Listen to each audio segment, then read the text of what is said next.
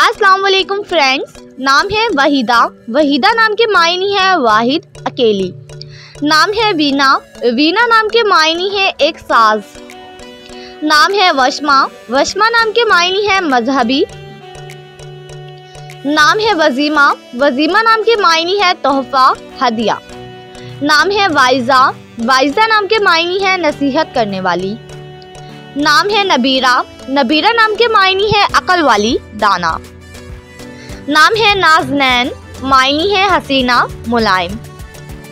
नाम है वरीशा। वरीशा नाम के मायने है चमकीला, रोशन। नाम है मलका। मलका नाम के मायने है काबिलियत। नाम है मेहरबानो। मेहरबानो नाम के मायने है शफकत वाली, मेहरबान। नाम है मलाइका। मलाइका नाम के मायने है फरिश्ते के नाम। नाम है महविश। महविश नाम के मायने है खूबसूरत, चांद जैसी। नाम है मोहम्मदी। मोहम्मदी नाम के मायने है काबिले तारीफ। नाम है मिनाल। मिनाल नाम के मायने है कारनामा, कामयाबी। नाम है नादिरा। नादिरा नाम के मायने है नायाब, पसंदीदा।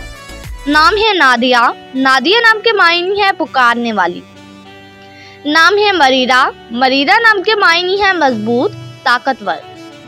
नाम है मरियम। मरियम नाम के मायने है पाक दामन।